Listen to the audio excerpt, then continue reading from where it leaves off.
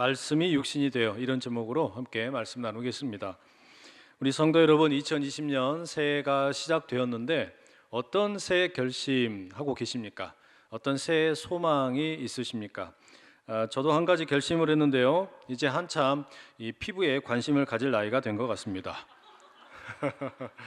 이유가 있는데요, 1월 2일 날 교회 시무식을 마치고 교역자들과 함께 점심 식사를 하러 갔습니다. 그때 얼마 전에 우리 화성에 도시숲 교회를 개척한 그 조성필 목사님도 함께 식사를 했거든요. 식사하는 중에 조성필 목사님 저에게 처음에 부임하실 때는 피부가 너무 좋았는데 지금 한 4년 지나더니 피부가 검어지고 너무 안 좋게 됐다는 겁니다. 제가 보기에는 그 조 목사님보다 제가 훨씬 좋은 것 같은데 어쨌든 그런 일이 있었어요. 그리고 바로 이어서 그날 또 다른 분들이 저에게 얼굴이 왜 이렇게 안 좋냐, 피부가 안 좋다, 이런 이야기를 막 하시더란 말이죠. 그리고 심지어는 어제가 제 생일이었는데요, 어떤 성도님이 저에게 선물을 주셨는데 얼굴 클렌징 크림과 미백용 화장품을 선물로 주셨어요. 이런 일이 연달아 계속 새해 시작하자마자 있는 걸 보니까, 3번씩이나 연달아 있는 걸 보니까 피부 관리를 하라는 게 하나님 뜻인가 보다 이렇게 받아들이게 되었다는 말이죠. 그래서 금요일 날 그 철야를 마치고 집에 가서 잠자기 전에 선물로 받은 클렌징 크림으로 열심히 세안을 했습니다. 그리고 난 다음에 물티슈 비슷한 걸 또 주셨더라고요. 그거 가지고 이렇게 바르고 저렇게 바르고 이렇게 하면서 보습을 또 열심히 했어요. 그리고 난 다음에 마지막에는 이제 또 뭐 얼굴을 뽀얗게 해주는 크림이라고 그러더라고요. 그걸 또 그게 뭔지도 모르고 일단 짰어요. 그래서 바르는데 발라놓고 보니까 이게 꼭 일본의 가부키 화장처럼 돼버렸어요. 너무 하얀 겁니다. 새하얀 거예요. 그래서 어떻게 합니까? 막 이제 막 닦아내고 막 듬뿍 이제 신경을 써가지고 문질러 줬더니 나중에는 또 괜찮아졌습니다. 이제 토요일 날 아침에 일어나가지고 거울을 보니까 하루 사이에 얼굴이 달라졌어요. 피부가 좋아진 겁니다. 야, 이거 괜찮다. 즐거운 마음으로 머리를 감으려고 이제 손바닥에다가 샴푸를 딱 짰습니다. 그리고서는 그걸 얼굴에 발라버렸어요. 클렌징 크림인 줄 알고. 그리고 얼른 다시 다 씻어냈는데요, 여러분, 올해는 제 피부가 좋아지도록 많은 기도를 부탁드립니다.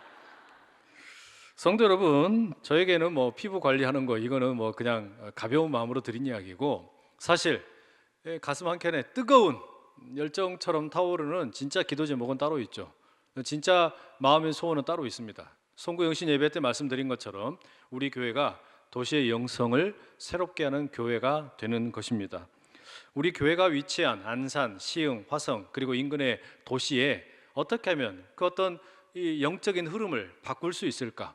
어떻게 하면 우리가 어떤 긍정적인 이런 영향을 끼칠 수 있을까? 이게 가장 큰 기도 제목이자 새해 소망이란 말입니다. 아직은 무슨 설계도가 있는 것도 아니고 계획이 분명하게 있는 것도 아닙니다. 그저 잘 모르겠지만 어떻게든지 해보려고 한다라는 말입니다. 성도 여러분, 우리가 어떻게 해야 이 도시의 영성을 새롭게 하는 교회가 될 수 있겠습니까? 뭐부터 시작하면 좋겠습니까? 그런 와중에 이제 1월 이 큐티 말씀을, 생명의 삶 말씀을 읽어보니까 요한복음의 이 본문이 소개되고 있더라고요. 1월 2일 날 이 본문이 오늘 본문입니다.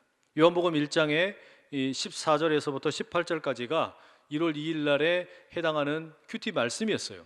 근데 이 말씀을 읽는데, 이 말씀은 일반적으로 이제 성육신에 대한 교리를 잘 보여주는 말씀으로 알려져 있는데, 성육신이라는 단어를 딱 듣는 순간에 그냥 큰 막 충격을 받은 느낌이었어요. 하나님께서 뭔가 이렇게 계시를 주시는 것 같은 그런 마음을 받았단 말이죠. 성육신의 정신을 배우고 익히는 게 도시의 영성을 새롭게 하는 데 있어서 가장 중요한 일이겠다라는 확신이 들었다는 이야기입니다. 아니, 성육신이라고 하면 예수님께서 사람의 몸을 입고 이 땅에 오신 것을 말하는 것인데, 그게 도시의 영성을 새롭게 하는 것과 무슨 관련이 있을까? 뭐 이런 질문이 드실 수도 있습니다. 별로 상관없어 보일 수도 있어요. 왜냐하면 우리가 일반적으로 성육신 교리를 생각을 하면 마태복음 1장 23절을 떠올립니다. 보라, 처녀가 잉태하여 아들을 낳을 것이요 그의 이름은 임마누엘이라 하리라 하셨으니 이를 번역한즉 하나님이 우리와 함께 계시다 함이라. 여러분, 이 구절에서 가장 인상적인 내용이 뭡니까? 무엇이 여러분의 시선을 사로잡습니까? 아마 처녀가 잉태하여 아들을 낳았다, 이 내용이 아닐까라는 생각이 들어요. 그래서 우리가 자연스럽게 성육신이라고 하면 뭐부터 생각하냐면 동정녀로 탄생하셨다. 예수님이 동정녀, 처녀에게서 태어나셨다. 이걸 우리가 중요하게 생각을 합니다. 물론 그것도 중요하고 맞습니다. 하지만 마태복음 1장 23절이 인용하고 있는 것은 본래 구약성경 이사야 7장 14절 말씀입니다. 이 구절에서 처녀를 가리키는 히브리 말이 알마라고 합니다. 근데 이 알마라는 말은 그냥 처녀를 가리키는 말은 아니에요. 처녀를 포함해서 더 일반적으로는 젊은 여성을 가리키는 표현입니다. 그러니까 젊은 여성이라는 그 큰 범주 안에 처녀도 들어있을 수 있겠죠. 그러니까 처녀가 잉태한다라는 번역이 꼭 틀린 것은 아닙니다. 하지만 본래적인 의미를 찾는다면 더 여러 가지 어떤 뉘앙스를 살려서 젊은 여성이 잉태하여 아들을 낳으리니 이렇게 번역하는 게 훨씬 더 어떤 본래적인 뜻에 가깝습니다. 그런데 우리가 지금 가지고 있는 성경은 이 70인역 성경의 영향을 받은 겁니다. 히브리어 성경을 헬라어 성경으로 번역한 게 70인역인데 이 70인역에서는 히브리 말에서의 그 알마라는 젊은 여성을 가리키는 표현이 이제 어떻게 해야 될까 고민을 하다가 처녀라는 헬라 말로 쓴 겁니다.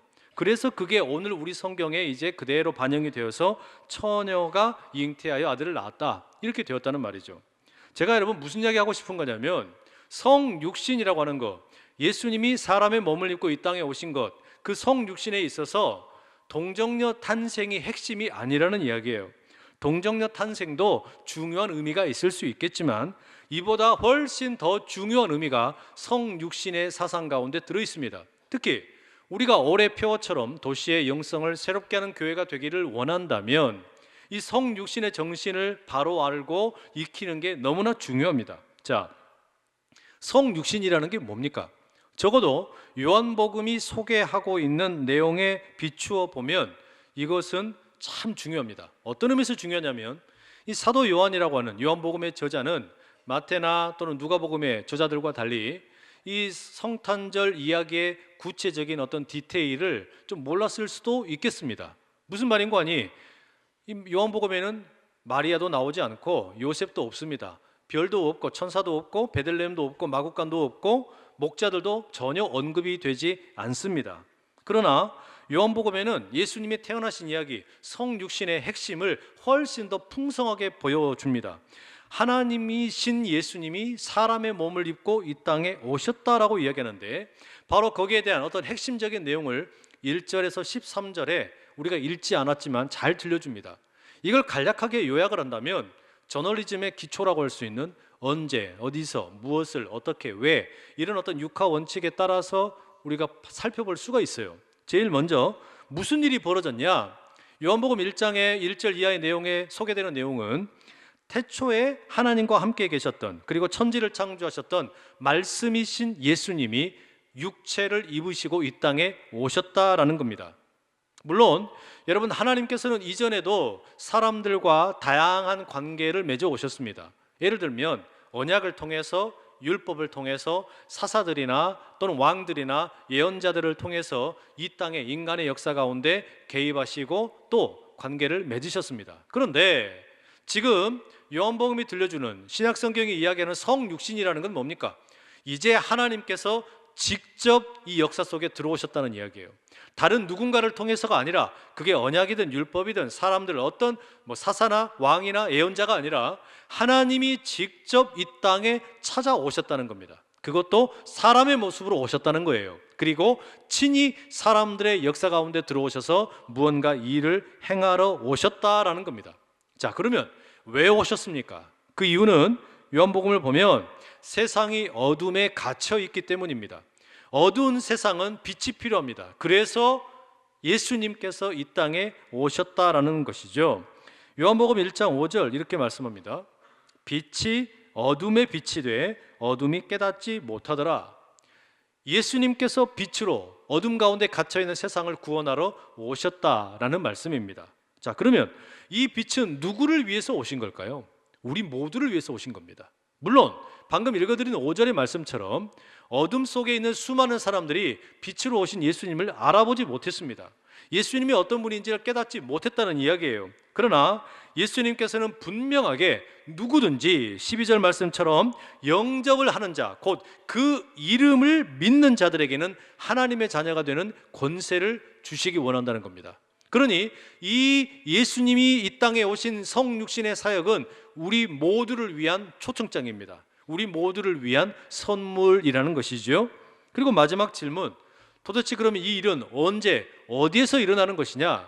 이것은 단지 2000여 년 전에 베들레헴 마국간에서 일어난 일이 아닙니다.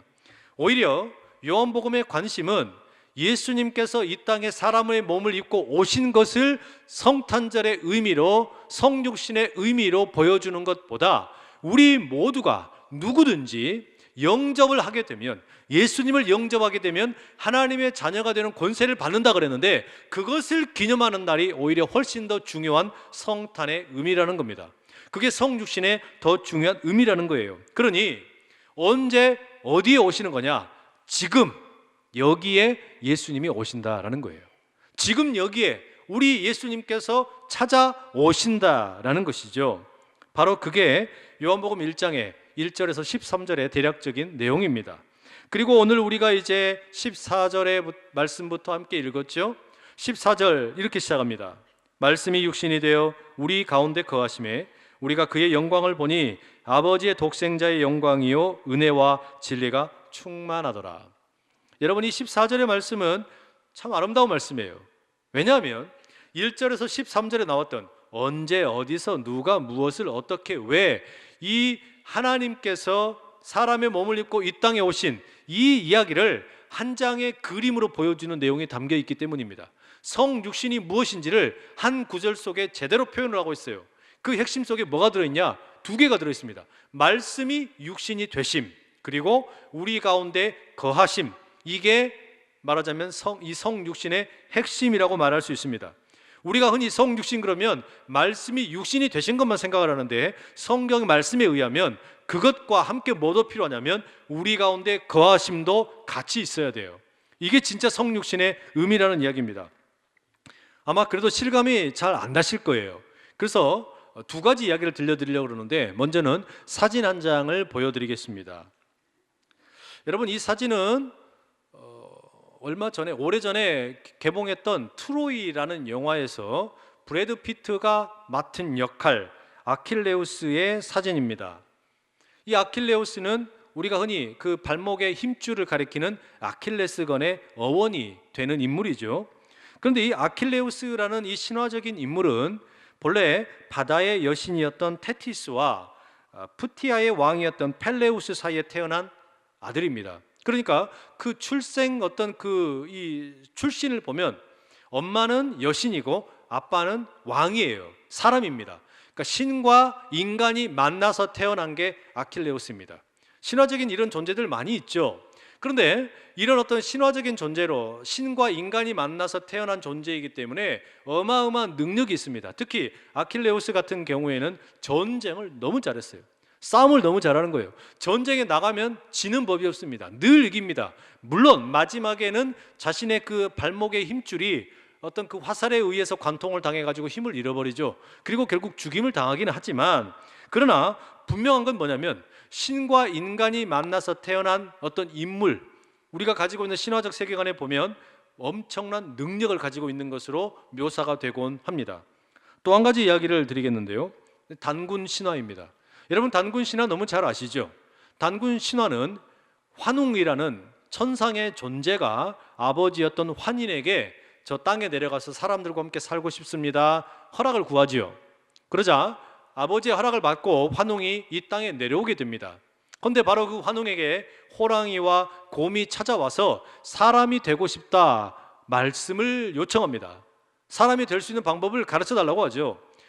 호랑이는 실패하고 곰은 결국 여성이 됩니다. 그리고 환웅이 여인이 된 옛날 곰과 함께 결혼을 합니다. 그리고 태어난 게 누굽니까? 단군, 왕검입니다. 그게 단군이에요. 자, 여러분, 제가 무슨 이야기를 하려는 건지 이해가 되시나요? 우리가 일반적으로 알고 있는 신화 속의 이야기를 보면 그게 신이든 또는 신과 인간이 만나서 태어난 어떤 존재이든지 간에, 여러분 어떻습니까? 누가 되었든지 간에 이런 어떤 존재는 힘이 넘쳐요.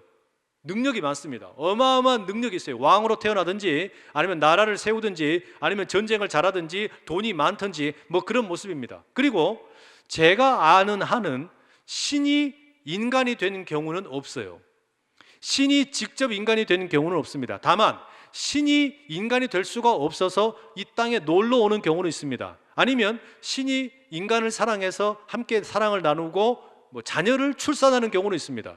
그러나 지금 요한복음이 들려주는 성육신 이야기는 어떻습니까? 여타의 다른 신화의 이야기들과 너무 다른 겁니다.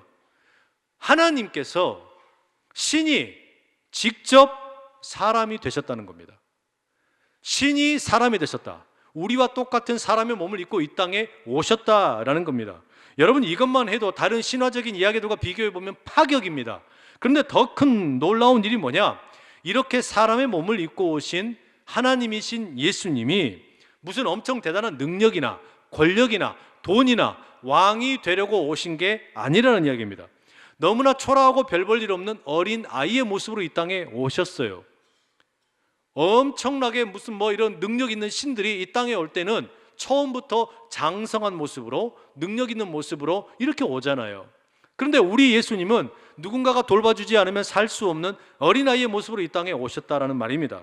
그것을 요한복음은 말씀이 육신이 되었다라는 것과 우리 가운데 거하셨다라는 구절로 표현을 합니다. 말씀이 육신이 된 것만도 놀라운 일인데 우리 가운데 거하시는 것, 예를 들면 여러분, 요즘으로 이야기하자면 우리 아파트 단지에 예수님이 입주를 하신 거예요. 우리가 살고 있는 빌라에 예수님이 들어와서 같이 사신다는 이야기예요. 그게 여러분 지금 우리와 함께 거하신다라는 말의 의미입니다. 이게 본래 의미는 텐트를 치고 함께 산다는 이야기입니다. 이 배경은 출애굽 시대에 이스라엘 사람들이 애굽을 빠져나와가지고 광야를 살아갈 때 다른 데 거주할 곳이 없죠. 그래서 이제 텐트를 치고 살게 되죠. 그런데 이스라엘 사람들이 광야에서 이제 밤이 되면 너나 할 것 없이 지파별로 텐트를 쫙 치게 되는데 그 한 가운데에는 타버나클, 이 성막이라고 하는 텐트를 치게 됩니다. 이 텐트가 뭡니까? 하나님의 임재를 상징하는 텐트예요. 특별한 텐트입니다. 이걸 왜 쳐놓냐면 하나님께서 우리와 함께 하신다는 것을 보여주기 위한 목적입니다. 그런데 지금 예수님의 성육신이 그런 의미라는 거예요. 텐트를 설치하고 우리와 함께 거하신다라는 겁니다. 다시 말하면 우리 아파트에 입주해 들어오셨고 우리 빌라에 들어오셨다는 이야기예요. 이것은 우리가 없는 궁궐에 가지 않으신다는 이야기입니다. 우리가 없는 저기 화려하고 삐까뻔쩍한 어떤 왕궁에 가신 게 아니라는 이야기예요. 우리가 없는 대통령의 자리에 가지 않으셨다는 이야기입니다. 우리가 없는 어마어마한 부자의 집에 가지 않으셨다는 이야기예요. 우리 주님은 철저하게 우리가 살고 있는 동네에 우리와 똑같은 모습으로 찾아오셨다는 이야기입니다. 여러분, 이게 성육신의 특별함입니다. 사실 여러분, 우리가 살고 있는 시대를 가만히 보십시오. 옛날에도 그랬고 지금도 그렇지만 신이 인간이 되는 것을 상상하기는 참 어렵습니다. 오히려 반대의 경우는 많습니다. 사람이 신이 되고 싶어 해요. 옛날부터 수많은 사람들이 신이 되고 싶어 했습니다. 진시황도 어떻게 하면 자신이 불로장생할 수 있을까? 그런 이유로 불로초를 구해 다니지 않았습니까? 지금도 마찬가지입니다. 유명한 작가 유발 하라리가 쓴 호모 데우스라는 작품이 있어요. 근데 이 작품의 핵심 내용이 뭐냐면 드디어 이제는 사람들이 신과 같은 경지에 이르게 되었다라고 이야기하는 겁니다. IT 기술이 발달하고 AI가 발달하고 이렇게 되면서 이제는 늙지도 않고 영생을 누릴 수도 있고 그런 어떤 신의 영역에 어떤 생명체를 만들 수 있는 그런 신의 영역까지 이르게 되었다는 거예요. 그게 호모 데우스 이야기입니다. 그만큼 이 세상의 수많은 사람들은 여전히 신이 되고 싶어 해요. 그게 여러분 우리가 살고 있는 세상의 모습입니다. 그런데 이와는 정반대의 모습이 요한복음 1장에 소개되는 성육신이에요. 신이 인간이 되었다는 겁니다. 신이 스스로 낮아져서 우리와 똑같은 몸을 입고 오셨고, 그리고 우리가 살고 있는 동네에 우리의 집 옆에 집을 얻어서 들어오셨다는 겁니다. 여러분, 바로 이와 같은 성육신의 이 어떤 정신은 선교의 본질입니다. 여러분, 선교사가 선교를 나가기 위해서 훈련을 받을 때 가장 먼저 배우는 게 뭡니까? 그냥 무턱대고 선교지에 나가는 게 아니에요. 내가 가고자 하는 나라의 언어를 배웁니다. 그 나라의 음식을 비롯한 여러 가지 문화를 익힙니다. 관습을 배운다라는 이야기예요. 그리고 나서 선교지로 떠납니다. 왜 그렇습니까? 그래야만 복음을 전할 수 있기 때문입니다. 선교지의 언어를 알아야 복음을 전할 수 있고, 선교지의 문화를 알아야 복음을 전할 수 있고, 선교지의 관습을 알아야 복음을 전할 수 있는 것입니다. 그러니 모든 선교사에게 가장 먼저 요구되는 덕목이 있다면 그것은 선교지에 살고 있는 현지인들과 똑같이 사는 법을 배우는 겁니다. 우리나라에 처음 복음을 전하러 들어왔던 미국과 캐나다와 호주의 출신 선교사님들도 그런 모습으로 오셨어요. 서툴지만 우리말을 배우셨고, 김치와 같은 낯선 음식을 먹기 시작을 했고, 그리고 우리나라의 관습을 익히기 시작을 한 겁니다. 왜 그랬습니까? 그게 선교의 정신이요 성육신의 정신이기 때문입니다. 교회도 마찬가지예요. 교회가 도시의 영성을 새롭게 하겠다, 그냥 거창한 구호로 끝나는 게 아니라 진짜로 이 도시를 새롭게 하는 일을 감당하려면 뭐가 필요하냐? 도시를 알아야 돼요. 우리가 살고 있는 이 도시는 도대체 어떤 언어를 쓰고 있는지, 우리 청소년들은 어떤 언어를 쓰고 있는지, 이 도시의 지배적인 문화가 뭔지, 이 도시의 가치관과 어떤 관습은 뭔지, 이걸 우리가 알아야 됩니다. 그걸 알아야만 무엇을 새롭게 하든지 말든지 가능하다라는 이야기입니다. 성도 여러분, 올 한 해를 사시는 동안에, 아니 우리가 예수님이 부르시는 날까지 우리 각자가 부름받은 우리의 도시의 현장에서 바로 그런 주님의 뜻을 이루어가는 선교사의 삶을 함께 살아가실 수 있기를 간절히 축복합니다. 지난 1월 1일 날 저희 집에서는요, 우리 식구들이 함께 모여가지고 윷놀이를 했습니다. 남자 둘, 여자 둘, 이렇게 성별 대결을 펼쳤습니다. 그래가지고 이제 각자 10,000원씩 가져오라 그래가지고 40,000원을 묻어놓고 이제 이기는 사람이 다 먹는 걸로, 이렇게 이제 게임의 룰을 정했습니다. 그리고 난 다음에 이제 말판을 만들었는데, 윷놀이 말판을 저희 집에서는 특별한 말판을 만들었어요. 그래도 명색이 목회자 가정인데 뭔가 신앙적인 게 있어야겠다. 그래가지고 만든 게 뭐냐면 천국과 지옥을 만들었어요. 천국은 말이 거기에 들어가게 되면 다른 거 할 필요 없이 그대로 바로 천국에 가는 겁니다. 바로 나는 거예요. 지옥은 뭐냐? 아무리 잘했어도 그 지옥에 이르게 되면 이제 처음부터 다시 해야 되는 거예요. 말짱 꽝이에요. 다시 처음부터 회개하고 다시 시작하는 겁니다. 이런 어떤 규칙을 만들어서 했어요. 여러분, 저희 집에 오셔가지고 윷놀이를 하시려면 이 말판의 규칙을 받아들이셔야 됩니다. 이걸 받아들이셔야만 저희 집에 오셔서 윷놀이가 가능해요. 이게 뭡니까? 성육신의 정신이라는 겁니다. 하지만 여러분, 선교지가 되었든 또는 도시가 되었든 우리가 언어를 익히고 문화를 익히고 관습을 익히는 것만으로는 또 충분하지도 않습니다. 윷놀이판의 규칙을 아는 것만으로는 새롭게 하는 일이 불가능하다는 이야기예요. 뭐가 필요합니까? 이 판 자체를 새롭게 할 수 있는 복음의 능력을 보여줘야 됩니다. 선교지에서도 그 복음을 보여주는 것이고, 도시 가운데도 그 복음을 보여주는 거예요. 예수님의 경우를 보십시오. 예수님께서는 분명히 하나님이신데 우리와 똑같은 몸을 입으시고 이 땅에 오셨어요. 그리고 우리 동네에 입주하셨습니다. 우리 아파트에 입주하셨고, 우리 빌라촌에 입주하셔서 우리와 똑같이 먹고 마시고 생활을 하신 겁니다. 그런데 그 예수님에게는 본문에 의하면 14절 말씀에 은혜와 진리가 충만했다라고 기록을 하고 있습니다. 은혜와 진리가 뭡니까, 여러분? 사무엘하 2장 6절에 보면 다윗이 길르앗 야베스 사람들에게 이런 이야기를 들려줍니다. 너희가 이 일을 하였으니 이제 여호와께서 은혜와 진리로 너희에게 베푸시기를 원하고 나도 이 선한 일을 너희에게 갚으리라. 여러분, 이것은 다윗이 사울의 장례를 치른 길르앗 야베스 사람들을 축복하면서 들려준 이야기입니다. 그래서 하나님께서 너희들에게 은혜와 진리를 베푸시기를, 그리고 나도 그렇게 하겠다라고 이야기하는 겁니다. 이게 무슨 이야기냐면 다윗이 이해하는 하나님의 성품이 은혜와 진리라는 거예요. 그렇죠? 구약 성경이 이해하고 있는 하나님의 성품은 은혜와 진리입니다. 그런데 요한복음이 지금 주목하는 건 뭐냐면, 말씀이 육신이 되셔가지고 우리 동네에 오셔서 거하고 계시는 그 예수님, 우리하고 다를 게 하나도 없는 분인데, 우리하고 똑같이 먹고 자고 생활하셨던 분인데, 그 예수님에게는 뭔가 특별함이 있는 겁니다. 은혜가 보이고 진리가 보이는 거예요. 달리 말하면 뭐겠습니까, 여러분? 예수님을 보는데 희한하게 하나님이 보이더라는 거예요. 예수님을 보면 희한하게 하나님 나라가 보이는 겁니다. 예수님을 보면 희한하게 하나님의 세계가 펼쳐져 보이더라는 이야기입니다. 그래서 오늘 본문 마지막 18절 본래 하나님을 본 사람이 없으되 아버지 품속에 있는 독생하신 하나님이 나타내셨느니라. 여러분, 예수님께서는 분명히 아무런 볼품없는 어린 아이의 모습으로 이 땅에 오셨고, 가난한 목수의 아들로 이 땅에서 30년을 사셨고, 시골의 변두리 나사렛 출신이십니다. 그리고 마지막에는 어떻습니까? 십자가에 못 박혀 너무나 허무하게 죽으셨습니다. 그런데 바로 그런 사형수로 십자가에 죽으신 예수님에게서 사람들이 가만히 보니까 은혜와 진리가 보이더라는 거예요. 예수님에게서는 이상하게 은혜와 진리가 보인다, 하나님이 보이더라는 겁니다. 예수님을 보면 하나님의 세계가 보인다는 이야기예요. 여러분, 이게 달리 말하면 뭡니까?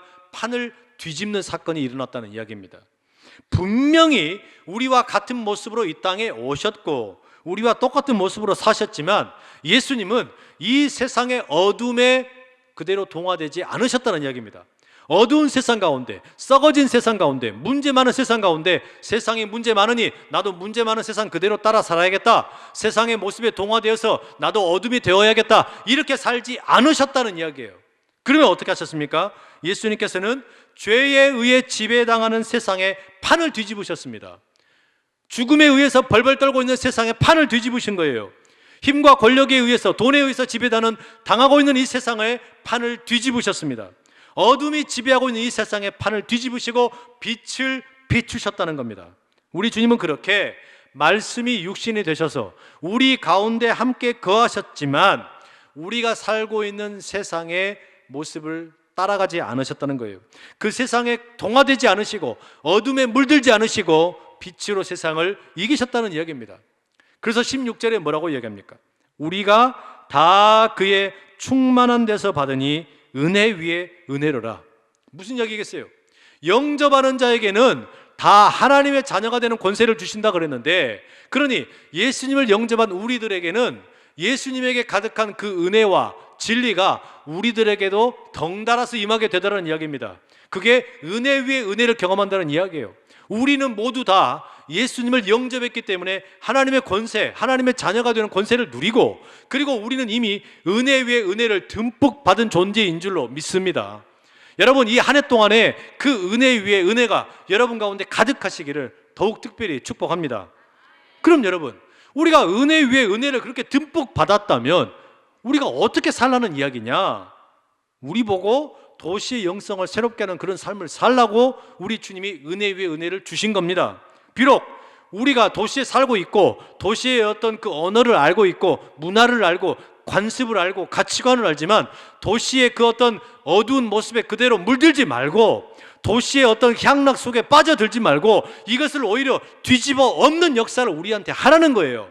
그게 우리 주님이 우리에게 은혜를 부어주신 이유라는 말입니다. 그래서 우리가 근본적으로 도시의 판을 뒤집을 수 있는 그런 삶을 살기를 예수님께서 지금 요청하고 계신다는 말이죠. 그러니 힘센 자가 지배하고 있는 도시의 영성을 뒤집어 버리는 것이고, 돈이 많은 자가 지배하고 있는 도시의 영성을 뒤집는 것이고, 나아가서 상처 입은 자들을 자꾸만 자살하도록 몰아내는 어둠의 영들을 뒤집어 버리는 것이고, 물질 만능주의에 지배당하고 있는 이 도시의 영성을 뒤집는 것이고, 미래가 불행할 것 같아서 아이를 낳지 못하고 있는 이 세태의 영성을 새롭게 하는 것이고, 외모 지상주의에 빠져 있으나 내면을 가꿀 줄 모르는 이 도시에 어그러진 그 영성을 새롭게 하는 일이고, 오늘이라고 하는 하나님이 주신 선물을 누리지 못하는 안타까운 이 영성을 뒤집어내는 거, 이게 여러분 우리에게 주님께서 은혜 위에 은혜를 부어주신 이유라는 겁니다. 그래서 여러분, 결국 우리가 도시의 영성을 새롭게 하는 각자의 자리에 선교사가 된다는 것은, 우리 거하는 자리에 사람들이 우리를 보고 하나님을 보는 겁니다. 우리를 보고 예수님을 보는 겁니다. 우리를 통해 하나님의 나라가 이런 것이구나, 우리를 통해 어둠 가운데 살지 않냐고 빛 가운데 살아야겠다는 결단이 일어나는 거예요. 더 이상 내가 어둠에 머물러 있지 않고 이제는 새로운 삶을 살겠노라, 이 결단이 바로 우리의 삶을 통해서 은혜를 이미 경험한, 이미 은혜를 입은 우리들을 통해서 가능하게 되기를 소원한다는 이야기입니다. 여러분, 바라기는 이 한 해 동안에 바로 그런 멋지게 쓰임받는 선교사적인 삶을 살아가는 우리 모두 다 될 수 있기를 간절히 축복합니다. 기도하겠습니다. 사랑하는 주님, 2020년 새해를 우리에게 열어주시고 우리에게 도시의 영성을 새롭게 하는 비전을 주심에 감사드립니다. 말씀이 육신이 되셔서 우리 가운데 거하시고 은혜와 진리를 보여주신 주님, 주님께서 보여주신 성육신의 삶을 따라 우리도 이 도시에 살고 있기에 도시의 언어를 배우고 가치관과 문화를 배웁니다. 그러나 도시의 어둠에 물들지 아니하고 우리 주님의 복음으로 세상을 뒤집어 엎어내는 선교사의 삶을 살게 하여 주시옵소서. 그리하여 이 도시의 영성을 새롭게 만드는 아름다운 우리 교회 되도록 우뚝 세워 주시옵소서. 예수 그리스도의 이름으로 기도드립니다. 아멘.